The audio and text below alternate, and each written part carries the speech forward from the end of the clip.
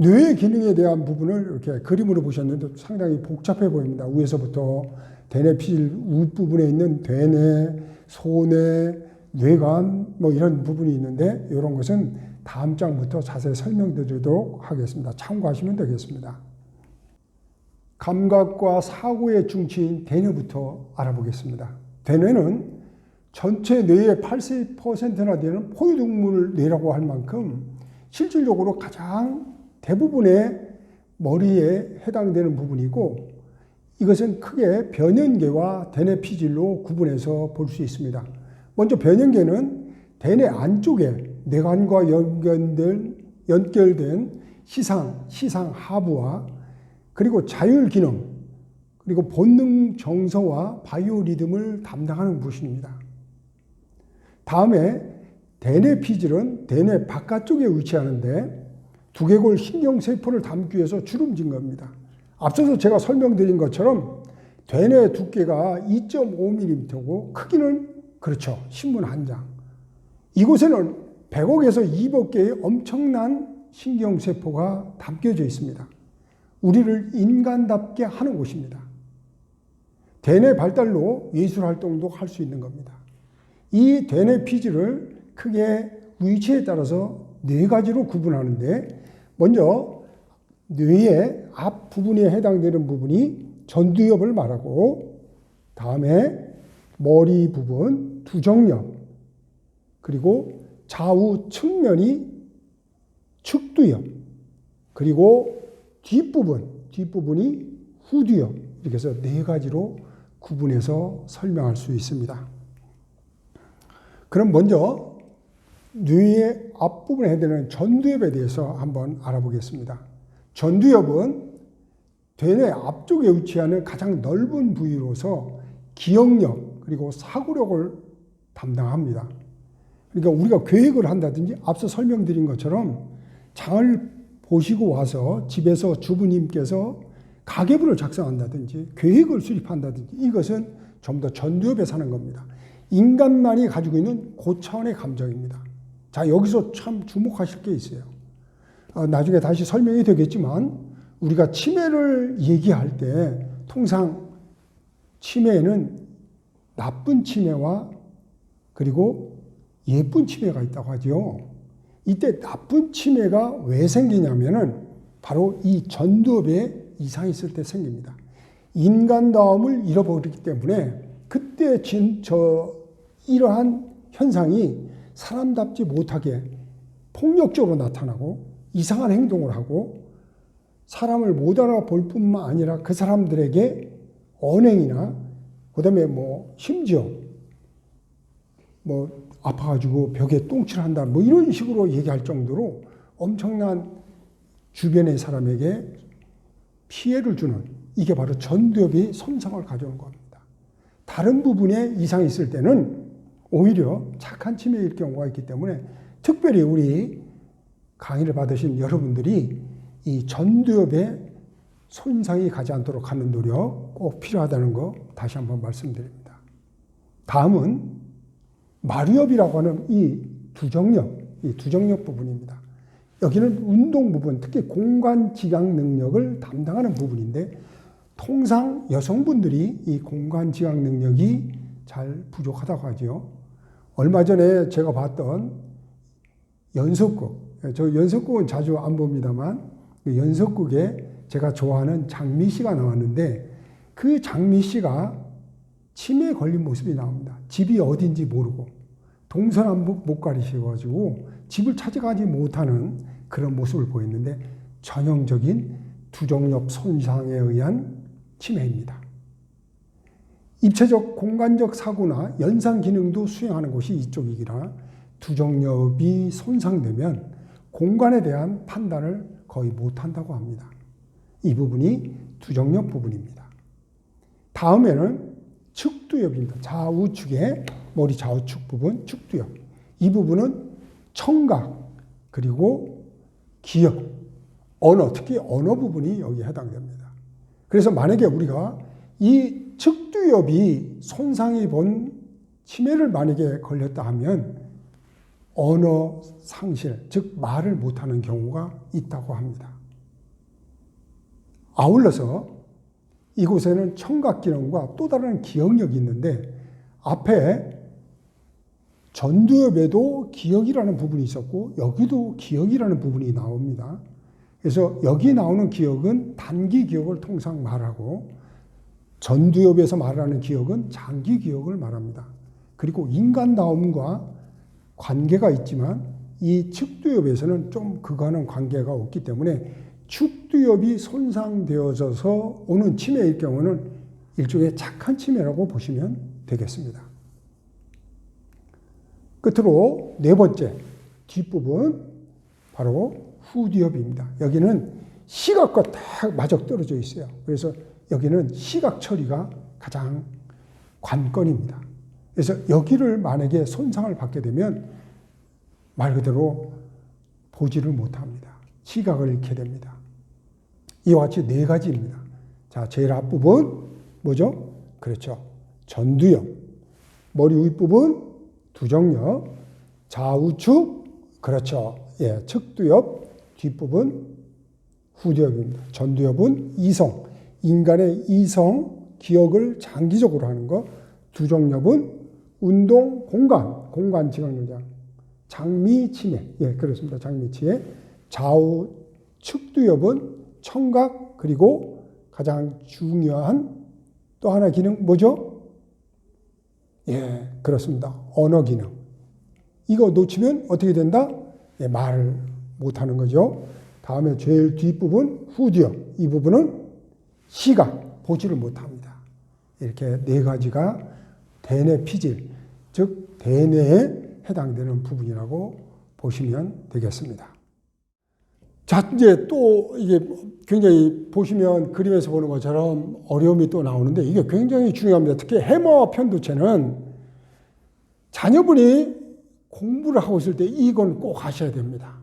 여기는 변형계 중에 특히 측두엽에 위치한 것을 해마라고 하는데 이것은 새로운 정보를 기억하지 못하도록 되어 있어서 해마를 잃게 되면 건망증 증상이 많아진다고 합니다. 그래서 실질적으로 우리가 치매가 걸리는 그런 현상이 이 해마 손상 부분에 있다고 해요. 그리고 그 해마의 끝부분에 보면 보시면 동그라미 표시되어 있는 곳을 편도체라고 하는데 해마 뒤에 연결 부위로서 동기나 학습, 감정, 정보 처리 기능을 가지고 있다고 합니다.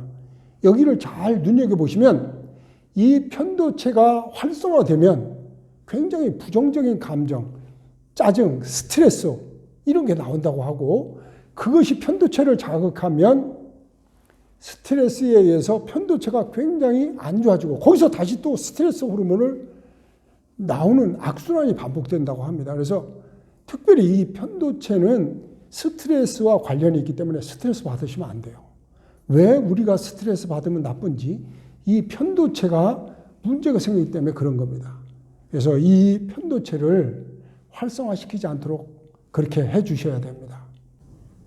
다음은 맛있게 씹으면 기억력이 좋아진다는 말이 있는데 여러분 믿으십니까?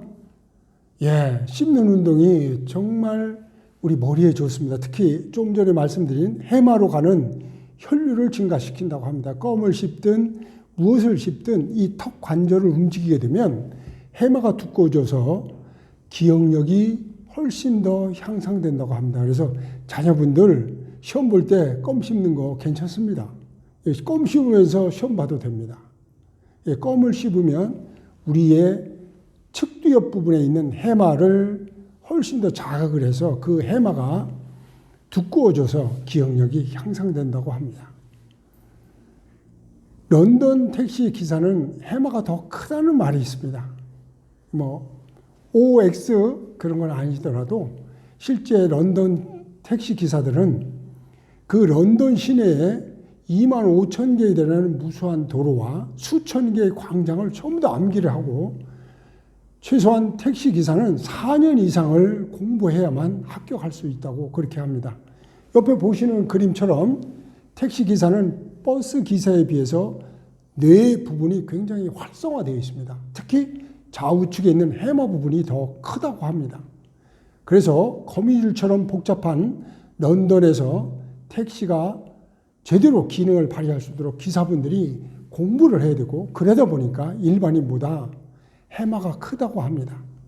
같은 택시 기사를 하더라도 베테랑일수록 또 해마가 크다네요. 런던 대학에 있는 맥과이어 교수가 쓴 논문에 나오는 내용입니다.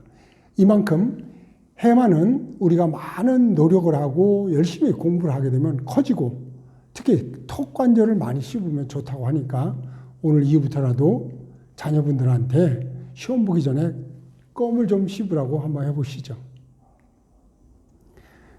다음에는 호몬쿨루스라는 내용을 말씀드릴게요.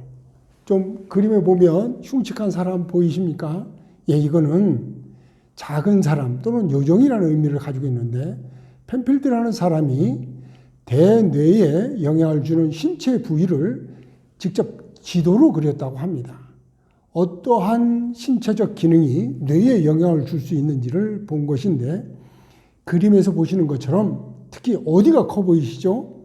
예, 그렇습니다. 손입니다. 손. 손이 엄청나게 큽니다. 그만큼 손의 영향이 뇌에 준다는 거죠. 그 다음으로 입, 그리고 발순이라고 합니다. 우리 대한민국의 여성분들 세계 어디에 내놔도 손으로 하는 운동은 항상 1등하죠. 골프, 양궁, 저도 항상 생각하는 게 우리 어머님들, 우리 여성분들이 세계 최고라는 거 믿어 의심치 않습니다. 이 손을 많이 쓰기 때문입니다. 여성분들이 남성에 비해서 머리가 좋은 이유 중에 하나는 또 입을 많이 쓰신 거 아닌가 싶습니다. 남자들은 모이면 사실 그렇게 말을 많이 못하는데, 반면에 여성분들은 모이면 늘 많이 대화를 많이 하시고 말씀들이 많으세요. 입을 많이 쓰면 머리가 좋아집니다. 특별히 손을 그냥 쓰는 것보다는 정밀하게, 그리고 많이 사용하고 또 많이 움직여야 됩니다. 우리 흔히 집에서 고스톱 친다고 하는데, 고스톱 머리에 좋습니까? 물론 나쁘다고 볼 수만은 없는데, 손을 움직이고 머리를 많이 쓰는 건데, 특히 손 움직이는데 지정된 공간에서 지정된 장소에서 툴에 맞춰서 이렇게 하는 것은 그닥 좋지 않지만, 룰을 바꾸고 여러 가지 동작을 하게 되면 고스톱도 머리에 많이 도움이 된다고 합니다. 어쨌든 손, 자기 손을 단다 꼭 잊지 마시기 바랍니다. 지금까지는 우리가 대뇌 부분에 대해서 설명을 드렸는데, 지금부터는 소뇌 그리고 뇌관 이런 부분에 대해서 간단히 설명드리도록 하겠습니다. 소뇌는 대뇌 뒤에 있는 운동을 관장하는 그런 기관인데, 뇌관의 뒤쪽에 좌우 한쌍으로 있다고 합니다. 몸의 평형 그리고 운동을 담당하는 기능이 소뇌라고 하고 있습니다. 다음에 뇌관이라는 부분이 있습니다. 생명 직결된 중추이고, 밖에 있는 대뇌와 소뇌 그리고 그 안 부분을 연결해 주는 부분인데, 이것은 죽음하고도 직접 관련이 있어요. 오히려 대뇌나 소뇌는 그게 기능이 마비되고 그 기능이 일부 소실이 되더라도 살아있어요. 식물 인간은 될 수 있지만 대뇌, 소뇌가 훼손됐다 해서 죽지는 않지요. 반면에 뇌관은 손상이 되면 바로 죽음과 직결됩니다. 그만큼 생명의 중추기관으로도 볼 수 있습니다. 이것도 참고하시면 되겠습니다.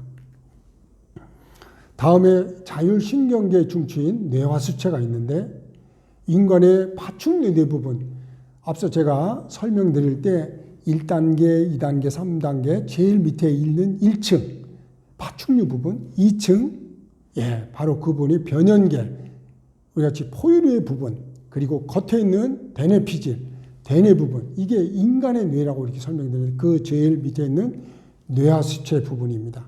파충류의 뇌 부분으로서 자율신경계를 담당하고 있습니다. 이것도 참고하시면 되겠습니다. 지금까지 뇌 구조와 기능 부분을 말씀드렸는데, 특히 대뇌 피질, 전두엽, 두정엽, 측두엽, 그리고 후두엽 부분 꼭 기억해 주시고, 앞에 있는 전두엽은 이성, 사람의 기능과 이해 부분, 집에서 물건을 사서 가계부 작성할 때 이렇게 고민하고 하는 부분이 앞에 있는 전두엽 부분. 그 다음에 두정력, 공간지능, 장미, 뇌입니다. 그래서 이 기능이 상실되면 동서남북 못 가려요. 다음에 좌우측에 있는 측두엽 부분.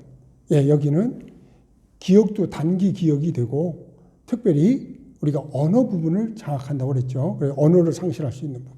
다음에 후두엽, 여기는 시신경, 즉 보는 부분을 담당하는, 이거 꼭 기억하시고, 대뇌피질 부분, 그리고 측두엽에 있는 해마, 해마는 씹을수록 커진다. 혈류가 많이 돼서 머리 좋아지는 거. 자녀분들에게 측두엽을 보내는 이 부분이 구조 기능입니다.